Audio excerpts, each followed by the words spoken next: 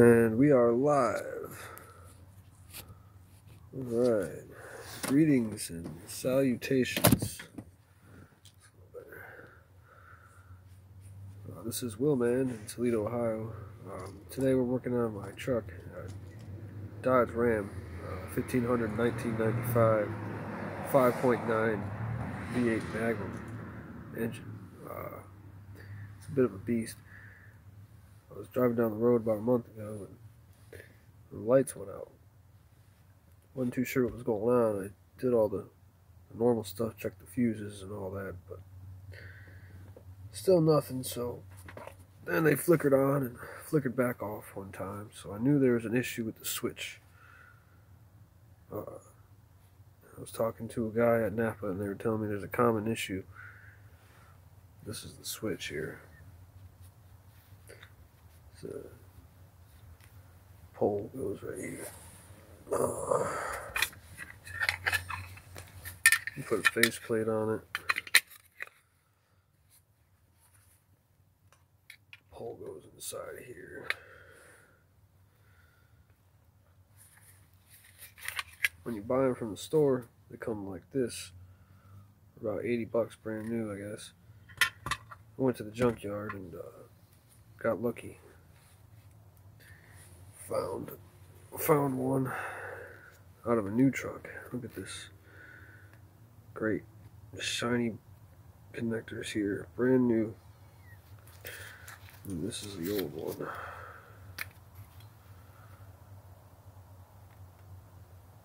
So they match up in size. I had to take this faceplate off. All you do is unscrew this. Holds it on here. So the faceplate matches up. Other than that, it's the same mechanism. Now, the common issue here with these are that the plug there's too much power going in the plug. There's no relay in the system, and it actually melted the plug onto this here, and it caused a big issue. So we're scrapping that. We're throwing that out. Got a big brand new one. Only problem is the plug melted. So this is what the plug looks like. This is a new plug. This one has I think 9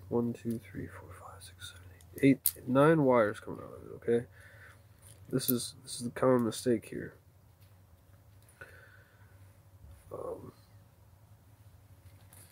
This is another one I have. Same thing, but it's got more of a wire harness on it. This is an extra. I'm sorry, my camera's backwards. This is an extra power supply here that plugs into the motor. That wasn't on this one. That's where your extra 2 wires come from. So make sure you count all of your wires that are going to your motor, and make sure you got the right plugs. That's why I took 2 just to be sure. I realized I needed more wire, so I got the longer cord here. So we're going to use this one as the example. But they're the same exact plug. Now I wish I didn't have to wire it. I'm going to use boot connectors and just splice each one of these wires individually so I don't mess them up, because it does matter. I'm going to switch the camera over. See inside here. This is what the truck looks like without the dashboard on.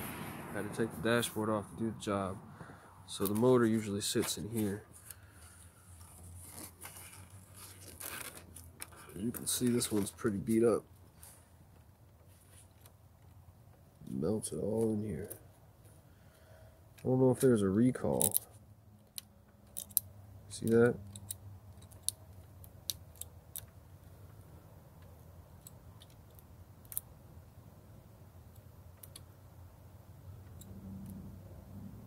That's causing my lights to short.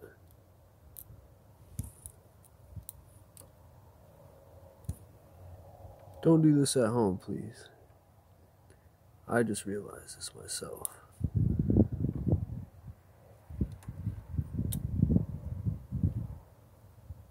But yeah, see, your lights work and they don't work. So first thing you want to do is disconnect the battery when you're messing with this kind of stuff. But that's what happened. It melted, and this wire, which is the green wire, which is your headlight power, it melted and lost contact right there. So if I take that wire and I short it out, it'll make the things go on. So easy switch. We're just gonna splice all these wires one at a time so we don't mess them up. Put the new head on, wrap it in electrical tape, shove it in there. This mounts in like that, and then you just push the dashboard back in. A couple of bolts, you see here. It's really only a series of about 4 bolts holding the dashboard on, and about 3 holding this in place. So first thing we're going to do now is disconnect the battery and go from there.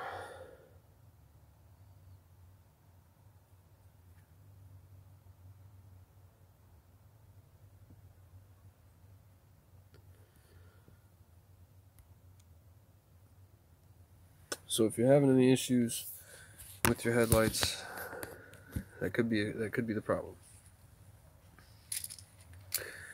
A lot of people are rewiring the whole system and putting in a relay switch. I don't have the means for that, so I just went to the junkyard, I paid $1, got in there, and helped myself to some parts. Sometimes that's what you have to do. They wanted $80 for these 2 little things here, you know? Yeah, sure, the junkyard charges a fraction of that, but, you know. So, this has been Will, man, Toledo, Ohio. Hope you all have a good night.